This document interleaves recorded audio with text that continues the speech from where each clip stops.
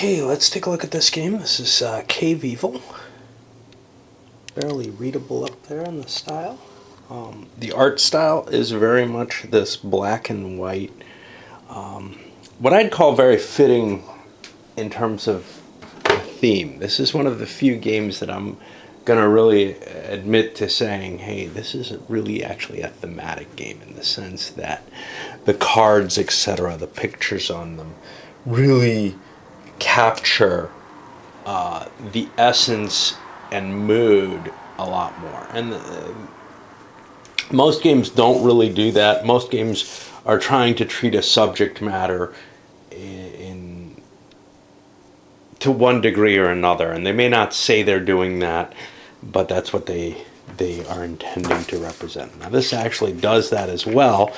What is that subject matter? It's that you're in this underground place and you're some evil necromancer and you're summoning hideous critters and various tools and such not.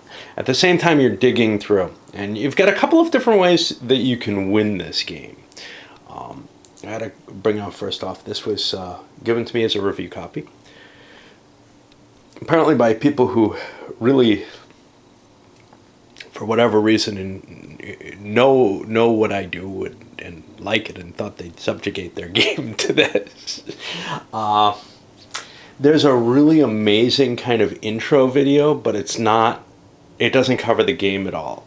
It captures the mood and nothing else. Very, very strange style to the whole promotion of this. And the game goes for, I think I saw they sell it from their own website at like $90 each. Some of the older copies are still kicking around at more expensive. I guess the original became something of a cult hit. You're going to have this board, which doesn't do a lot. It provides you with this central piece, a little bit of an overlay to cover, to align what you're going to be placing on the board, these tiles for tunnels that you're digging, etc. And then it also provides you with a sequence of, not a sequence of play, but a turn track or something of that nature, which is going to start here and move its way around, and it can cause certain events to happen. Like I was saying, there's a couple of ways you can win. One way is by eliminating all the opposition. If you kill everyone else off and stay alive, hey, you win. And that kind of makes sense. I've only played it 2-player, and that's how every game has ended so far, in 2-player. But there's no huge rationale for competitive turtling going on in a 2-player game. In 3 or 4 players, which it also holds, you can imagine that people would be unwilling to expend their resources to destroy another player. All right. What else do you have? You have little sets of pieces. These are going to correspond with your groups. You have these cards to record your groups. They're all, I don't know why they're double-sided, but this is your necromancer group. Your necromancer is going to be assigned to this. And then you have these other groups, and these are going to hold your monsters to reflect where they're on the map. In a lot of senses, there's a couple of games that I would say this kind of relates to.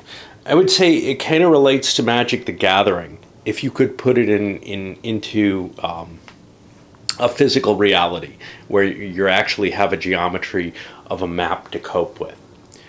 There are other aspects to it and things that aren't the same as Magic, but it had much of that feel to it. Another feel that it had, without being collectible or anything like that, in the sense that you get all the cards when you buy it.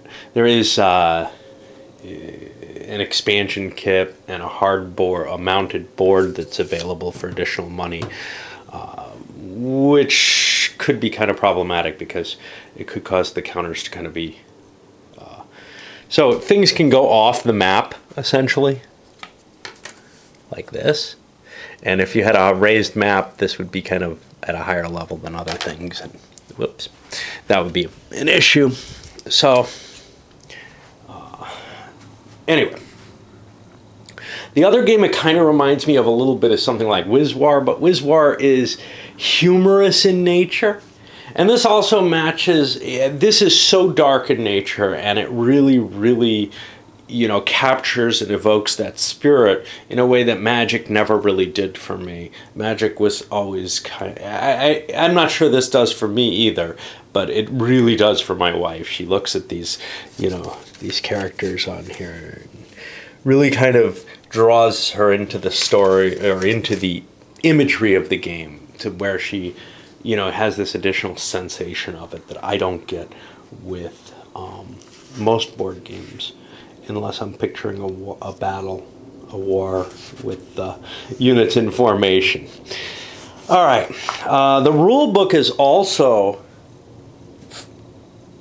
typefaced in a font and presentation that's the same kind of darkly evocative type spirit. Now, for me, that's kind of problematic, because I have trouble reading rules no matter what, right? And this reminds me a little of the vampire role-playing games, which I got stuck down there. Hopefully there's no porn in there. Other than gamer porn. Sometimes things get mixed together. All right.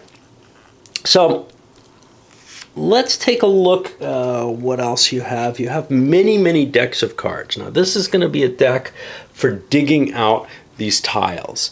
The board doesn't start out completely empty, but it grows and shrinks, actually, because you can end up collapsing space using the black tiles. The other side has tunnels in it. And those are going to be handled by these cards. There are 4 different summoning decks. This is the Bribery deck, the Gore deck. This may actually be called the Summoning deck, and this is the Chaos deck or Enchantment deck or something. Indicating different aspects of the creatures, and those also relate to the types of material you have. So, for example, the Gore deck is always going to have some Gore resources required to cast the creatures, and it'll create them, as you can see. The Bribery always deals in metal, and the other one deals in dark fire or spirit or something like that. There's some other counters that I'm not sure I understand exactly what they're going to do. They are largely summed up here. I have played this, but so for example, we have these, I think, are for if you get an end of game character or some of the big guardians. I'm not sure what these are, but some of these probably relate to specific cards to be played. There's also the number counters, which can be used as sort of numerical markers for some of the cards as well. You've got these letter counters, which are going to relate to any wandering monsters that you have or items on the map. Things sometimes show up, and you'll put the marker here on the map to indicate that it showed up, and then somewhere on the map near it, you'll have the card. It'll be face up, but I've shuffled these decks and I don't want to show the cards yet. Not until we get to play. To indicate that this card is here. And then, of course, you can shift things around as needed for convenience. You also have a couple of player aids here. This indicates kill points. When you kill creatures, if they're creatures that an enemy player controlled, they're worth more to you than if they're just wandering monsters. And these may not come into play. Basically, certain endings to the game will bring them into play. Hey, I still haven't explained the 2 ways of winning the game. One of them is killing everyone. The other one is there's going to be a deck of these Awakening Evil cards, which are also matched with a little bit more explanation over here, and then again in the rules, which are going to be sort of victory conditions. I think it was from Talisman the Adventure, or the expansion, I'm not sure which one, added the idea of, hey, there's a random set of decks to the Talisman game, a random set of cards in a special deck where if you end the game, you flip over to see what you have. Well, here it has something kind of like that, but it's going to be a little weird, because instead of just, you reach an end condition and then see, did you win or whatever, here what happens is as this bead moves, and this is going to move 1 space per turn plus 1 space for every creature that gets summoned, as this moves around the board, if it hits one of these eyes, okay, and this is based on the number of players, so this is if there's 2 or 3 players, this is if there's 4 players, when it hits the appropriate eye, you reveal what the evil coming is. And then it gets invoked either here or here, depending again on the number of players. That doesn't necessarily end the game, but once it's actually invoked, the game is in its final stages. And each of these has their own victory condition associated with them. So it might be something that goes around and tries to kill every character, and if a character kills it, that character wins. It might be something where you have to provide something to the evil in order to win the game. And you have advance warning as to what it is that you're going to be trying to obtain. So it's not just like you stumble into victory. You have quite a while to start approaching, to start working towards that victory. Okay. Let's see what this other one is. These are protectors. They're part of the advanced rules. I'm using some of the advanced rules, but not all of them. There are some of them I'm not sure I really like the idea of. Okay. So the basic core, then you also have this player aid here, which gives you all the different symbols on the different cards. It gives you the sequence of play. Now the sequence of play is pretty simple, and we'll go over that. It looks more complicated than it actually is. One of the things is there's a lot of options. There's another card that I don't know where it is. There's another card I have to find, which essentially gives you this information here, which is going to be when things show up, you're going to be rolling a die on there to see what kind of stuff shows up. And that happens at the beginning of the game and also when you discover new rooms and when certain events take place. And I don't know. Ow. My ankle. I injured my ankle.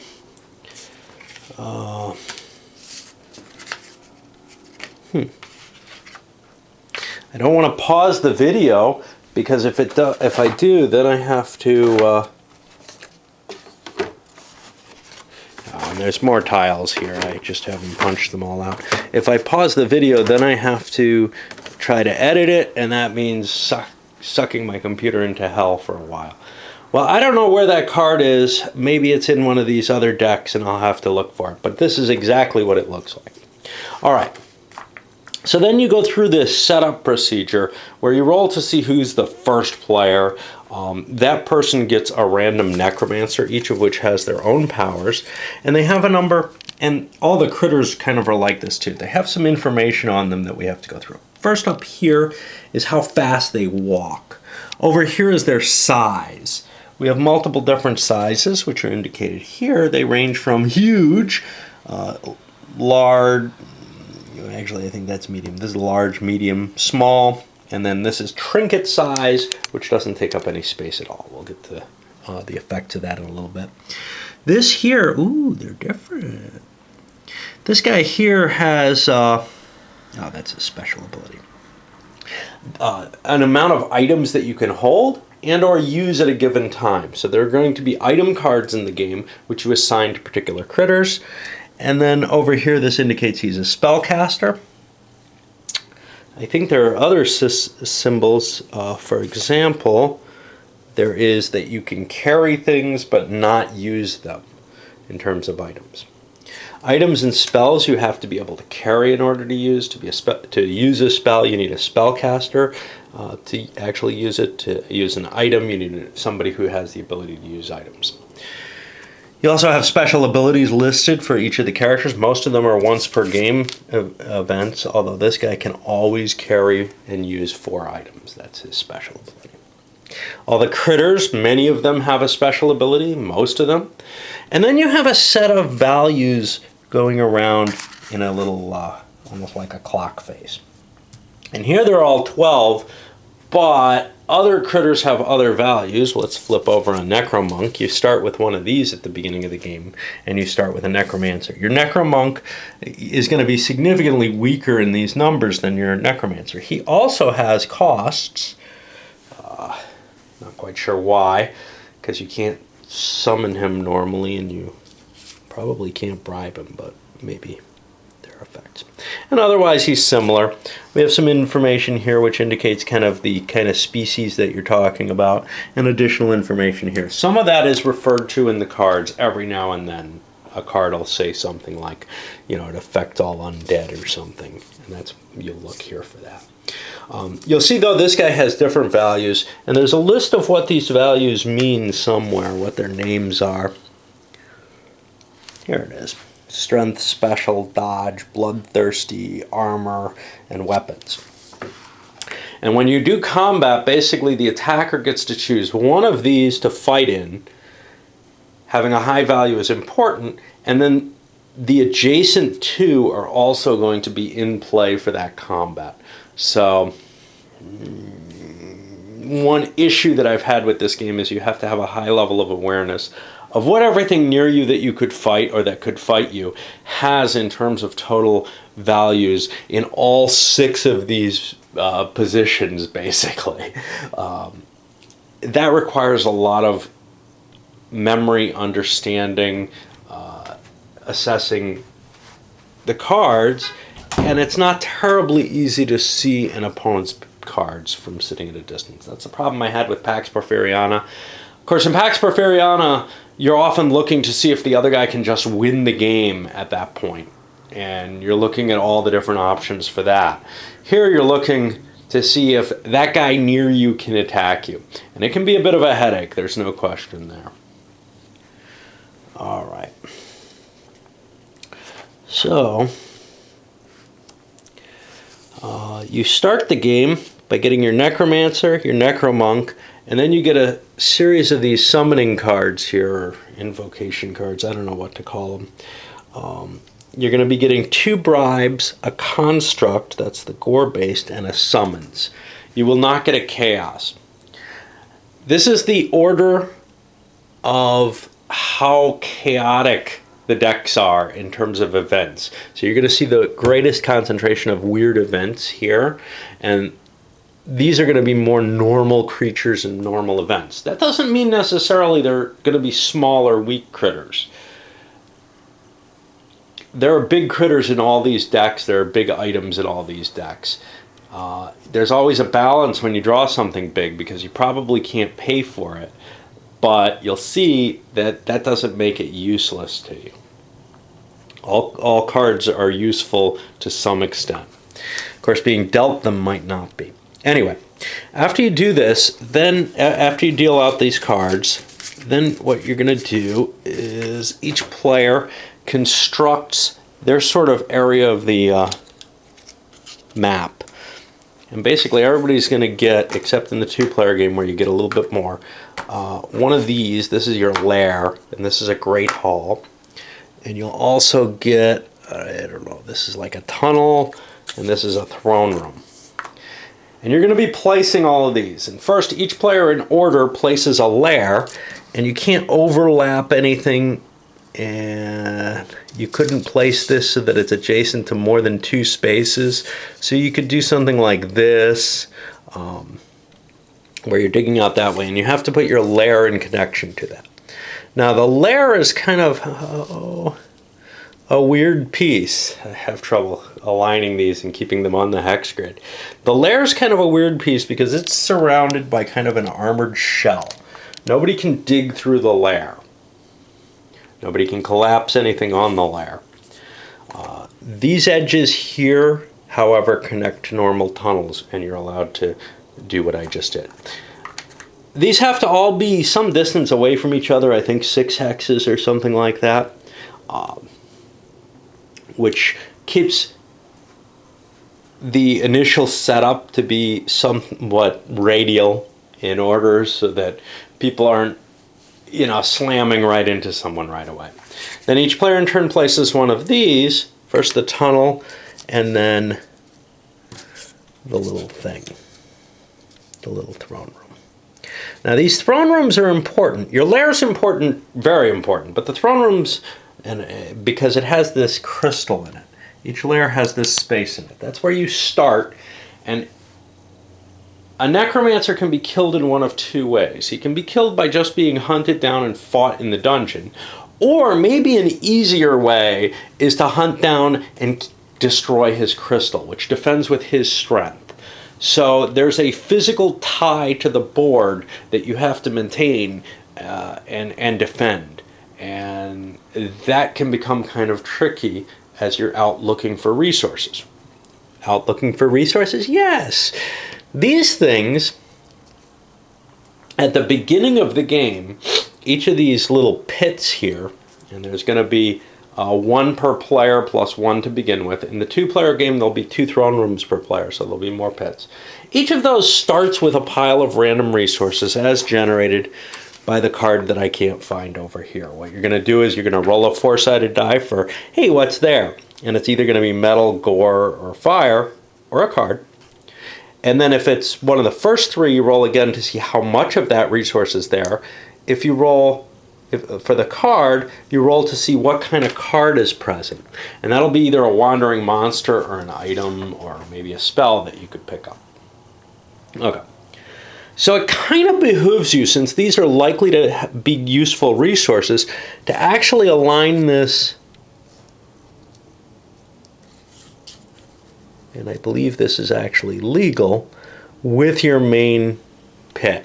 So you'll see me doing that. They give some pre-setups that tend to, or your main channel, that tend to not do that. There are restrictions. You can't overlap this, so you couldn't do this, for example, at the start. Now later in the game you will be able to overlap tiles, and that's kind of important because, well, that's how you build and destroy the dungeon. But anyway, I like putting these guys up against. There's some risk to that, there's no question. You could end up with a nasty monster right there. But, you know, honestly, chances are what you're going to get there is some resources that are close to you that you can grab easily. And it's also a spawning point. Things are likely to show up there that may be of interest to you. Even a nasty monster may be a positive thing rather than a negative thing. It's only really dangerous under certain strange circumstances where there's events, where it'll come marching up to deal with you. Okay, so everybody's going to set up their 4 pieces really, but 2. And now at this point, I think they get some. I think you roll the resources. I never can remember what's where, and it's very hard for me to absorb the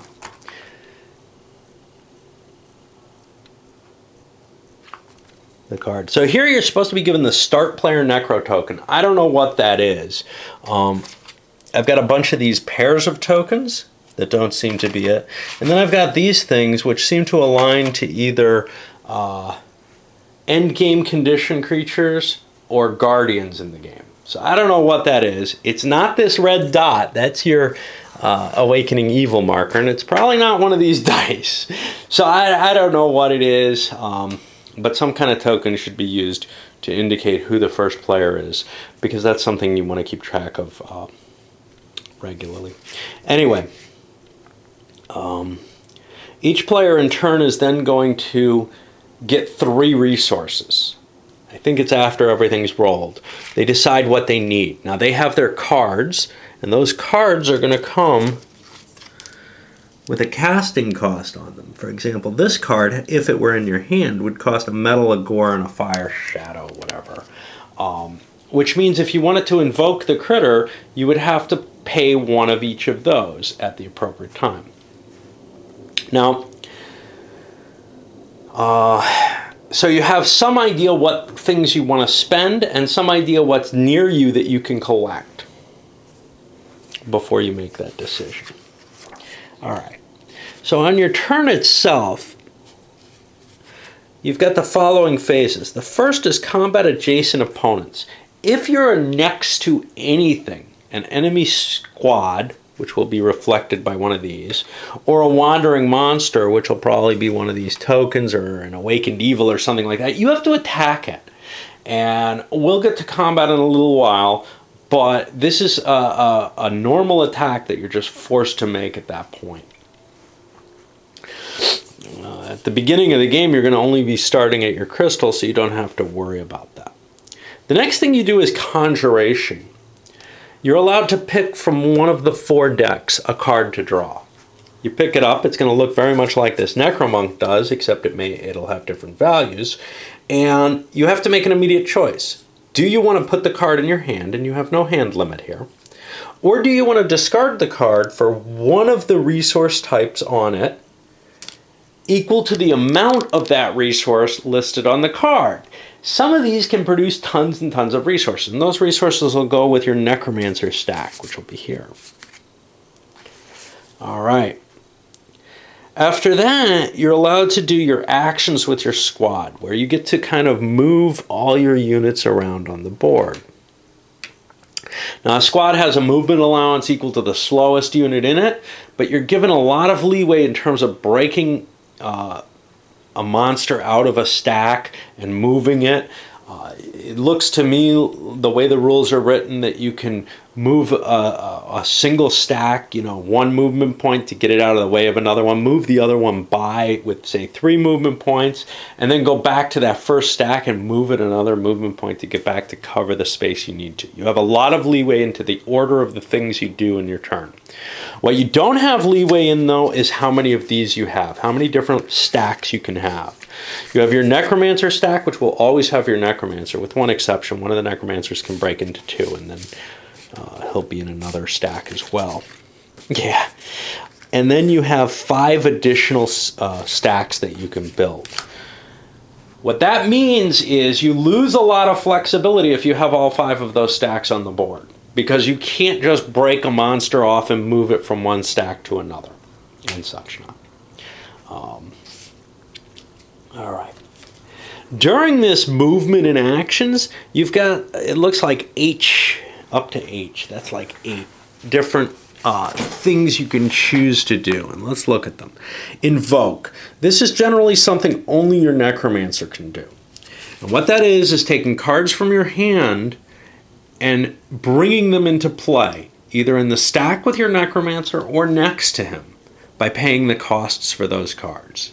If you do an invoke, you create a weird movement situation, okay? If you invoke a creature, if you invoke a creature and it's not in the Necromancer stack, then one of the creature or the Necromancer cannot move that turn. If the creature is invoked in the Necromancer stack, the Necromancer can move. And what this prevents you from doing is moving your Necromancer, invoking a creature here, and then moving that creature and getting this humongous jump in the game. That's the purpose behind it.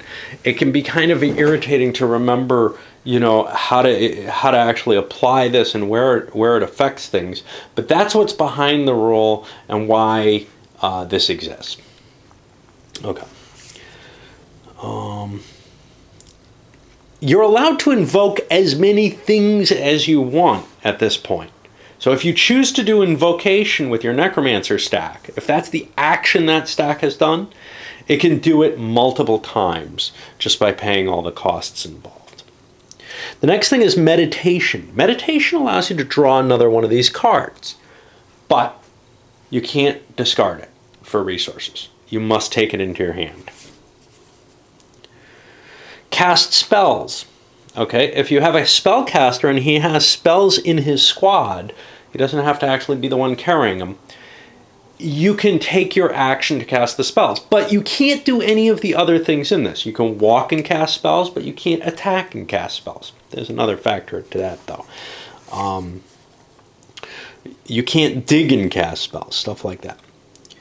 The next one is excavation and collapse. Okay, this is kind of complicated. If you're in a space, after you move, you can choose to start digging into an adjacent space. Now, many characters can't dig. For example, the Necromancer can't dig. But this guy has a little pickaxe, and that means he can dig 1 rock per turn. The way the digging is handled is you put one of these on the stack that's digging, and let's say I got a Necromonk in that card. He's digging there. 3 rocks will appear there, The 3 rocks are how many digging points he has to spend. And then, over the course of following turns, the first turn he begins his dig, the next turn he's not allowed to move, and if he does somehow move, he loses his digging. The second turn, he progresses with his digging, in which case he removes a number of rocks equal to his pickaxe. Eventually, he'll be removing the last rock, and that card will be revealed. And it'll have a picture of one of the different terrain tiles in the game. And it'll tell you maybe whether there's some kind of muster in that space. Generally, the muster is going to be the default muster, which is the card I can't find. Maybe I didn't pack it back in the box. This one. And that's what you'll find in the territory.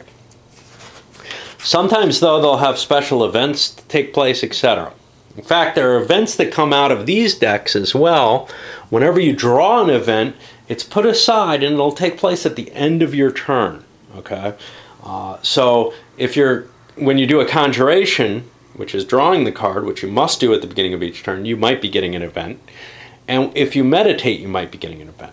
Don't worry, it doesn't cost you anything. You'll still get more draws until you don't get an event. You have to get a real card from every draw attempt that you make. Okay. So, if you're excavating into an empty, to try to create a tunnel there where there isn't one, you get to lay the tile down in a legitimate manner in the space that you entered.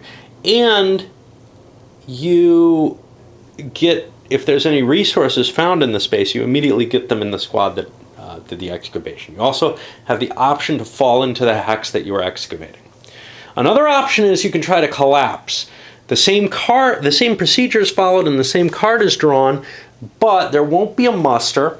And whatever tile you end up getting, instead of being placed face up, will be placed face down into the hex.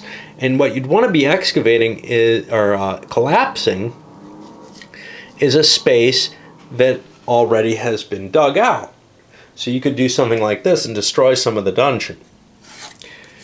You can't cover this up. You can't cover up the outer hard walls of the lair. Let me think, there's more. You can't cover the crystal. You can't cover the lair at all, I think.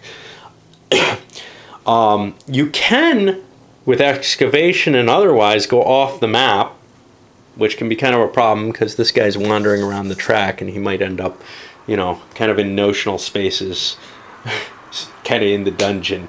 Just an annoyance in terms of the representation. I'm not sure how much value the map really has. Another tile and maybe a turn chart would have worked okay, except, well, this does help you align the pieces a little bit, and I sure have trouble doing that anyway, even with it. So it might have been too much for me to cope with getting things facing correctly. All right. So now, where are we? Yeah.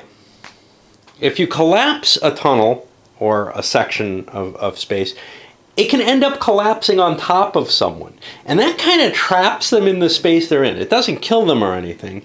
They have to dig their way out, or someone has to dig them out. Otherwise, they can't really move. Well, they can't move unless they have some special abilities. But they are allowed to do some other things. And some things you can do for free in your turn. You can do, so if you have an ability like this guy, you can do that. If, you can cast spells. You can't attack, and you don't interfere with movement if you're in a collapsed tunnel. But you are allowed to pass items from the collapsed tunnel out to the regular world, or vice versa, which is a little weird. But there's like cracks that you can slip things through. Okay. So I talked a little bit about movement.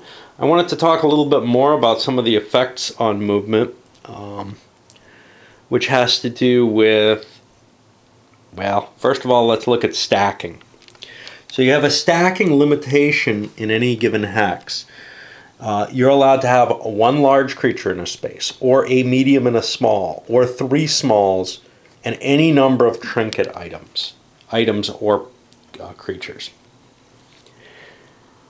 This is at all times. You can't run through an overstacked or a fully stacked hex with additional stuff.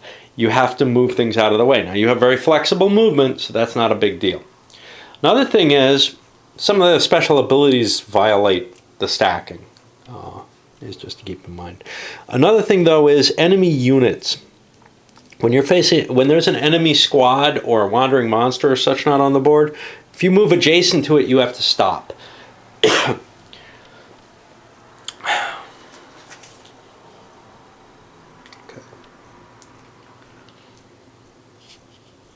Now we still haven't gotten through all of the actions here because I wanted to hit the next one, which is combat. If you happen to, this was all planned. If you happen to run up against somebody like this, or, well, I think it's impossible that you start your turn next to something because you will have had the automated combat phase beforehand. But you might have dug your way through or something like that, so you're adjacent to something. If you end up in a position where you're next to something, you may attack it. You don't have to. You'll have to at the beginning of your next turn if it's still there. In this particular case, you have different options for combat.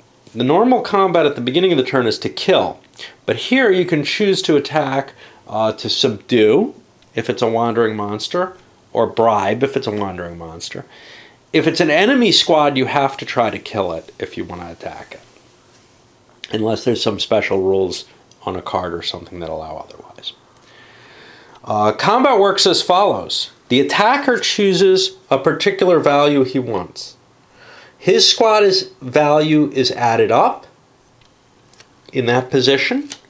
He'll roll a die and add his squad's value. The opponent will roll a die and add his squad's value. And whoever gets the higher value wins that round of combat. There'll be 2 more rounds though. The second round, the defender gets to choose one of the adjacent spaces to that initial one. And that's resolved in the same way. If someone's won 2 rounds in a row at this point, at any point someone wins 2 rounds, they win the battle and they kill the entirety of the opponent, unless they're fighting to subdue or, well. If needed, you go to a third one, which is also the other segment adjacent to the initial choice. And this is why you need to be able to look at all those numbers very, very carefully. And I just had to plug in, unfortunately. Shit. I'm on a short tether. Okay.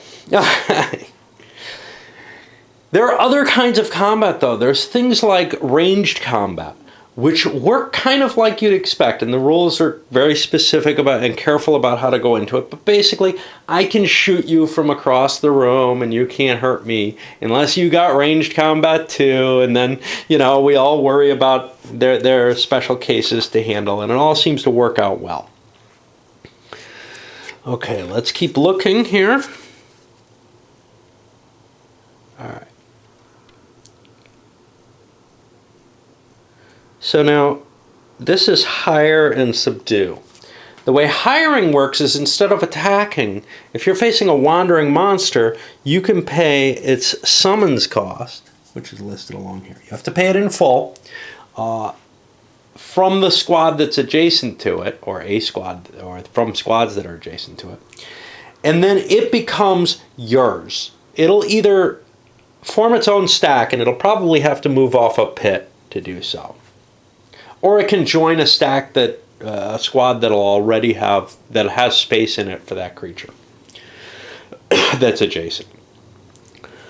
Subdue works just like combat, except if you win, the wandering monsters become yours instead of becoming dead. If you kill them, they're worth points, though, at the end of the game, perhaps.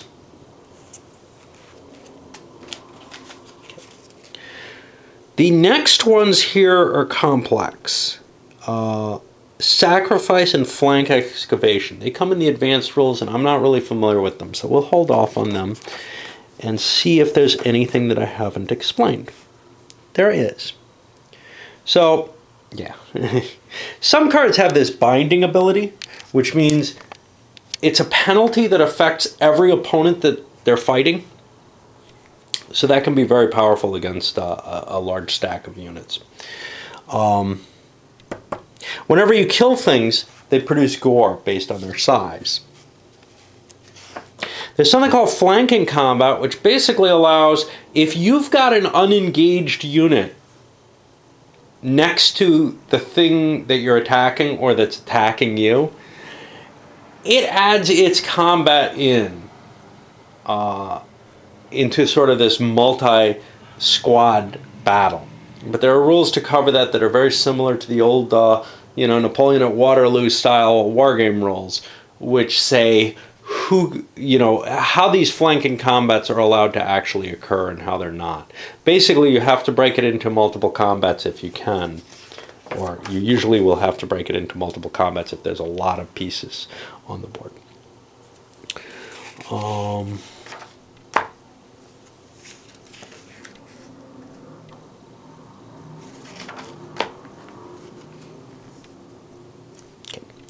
At all times, you can pretty much pass resources and items between units that are next to each other. And you can even run up to a unit, pass it stuff, and it keeps running. So that kind of is different from how, say, the Necromancer works. You can do relay races in a single turn and such not. A little weird, but okay. Then after all of your actions are done, you'll be going to an event stage where you handle all the events in the order that they were drawn. And once each player has a turn, every player's had one turn, this thing will move forward. Now this thing also moves forward, I think I said this before, every time a creature is invoked. Not objects, not spells, just creatures, not wandering monsters, nothing like that. Only a player invoking a creature. Like I said, you can kill a Necromancer two ways. You can fight him directly in a battle and defeat him. You can also fight his crystal. And his crystal will have his base stats, which are usually going to be all 12s. And that's all there is to it. You can't use spells, you can't use items, you can't use other creatures in the stack with the Necromancer. So that sounds pretty weak. Well, you can, however, stack your own troops there to defend the crystal and make it a little tougher. In two players, I didn't see that happen. I didn't see fights for the crystal happening. That was always just a flank attack threat that forces the Necromancer to come forward in his greater strength with his troops and everything to prevent it from happening, if it comes down to that. Of course, you can use digging and collapsing to try to prevent someone from getting at your crystal, which can be kind of fun too. Hard to do, though. Then there's a compendium of of specifics about the different cards, how they work, all the different Evil Awakens. Like I said, if you get to the Evil Awakens point, you're going to be facing another kind of victory condition defined by that card. But killing everyone will win you the game no matter what. Alright. What about advanced rules? Well, some of the advanced rules are these black diamond cards, which are just more complicated, and they suggest, hey, leave them out the first time. I played with them the first time. They didn't add too much complexity to it. But one thing that they can add that's a little more complex is these protectors who will take actions. Most wandering monsters just stand around and wait for people to interact with them. These protectors have pre-programmed actions on them, and that can be a little bit more difficult, I suppose. Other things that can happen here in the advanced rules that I've kind of avoided. You can sacrifice your minions. The Necromancer is allowed to turn his creatures, I think, into resources. You can discard unwanted conjuration cards for resources. These actually are things that add more flexibility to the game. I don't know if they make it more realistic, more believable, or even necessarily more interesting. They make the game more flexible, and to some extent it's the constraints that interest me the most. Flank excavation might be kind of cool. Something I didn't explain with excavation. So if you can get more than 3 pickaxes in a single squad in the base game, then when you excavate, you can do it all in one turn. Start, dig, finish, all in one turn. You just blast right through, and whatever your excavation is just basically flipped up. It does not cost you additional turns that way. Well, the flank excavation allows you to kind of use picks that are adjacent to the hex, just like flank combat would. I didn't see any terrible reason to do this. And some additional things here. Again, all more, in my view,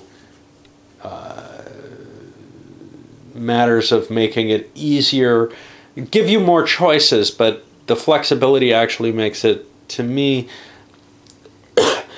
it makes me suspect that I'd like the game less. I like the constraints that the game provides.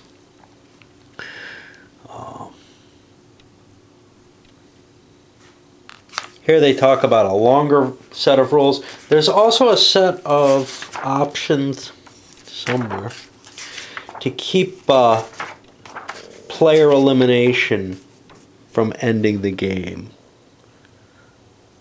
Let's see. Battle on rules on page 39.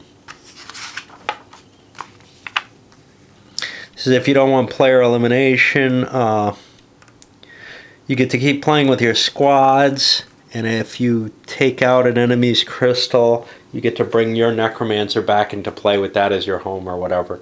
You know, again, I'm terribly intrigued by that idea. If I got bored with the game, I guess I could see starting to play with some of these options to see if they add or change it. And it's really a matter of personal taste with most of these. Anyway, I'll start the setup and then come back and show you how the actual game plays, and then probably play on for far too long. I do have some worries with this one. Like Magic the Gathering, like Pax Porfiriana, there's a lot of need to be aware of the other players. I felt like I was stretching my limits in 2 players opposed, and I may be just not able to make good decisions in a 4-player game solitaire. This may not be something I come back to again and again solo.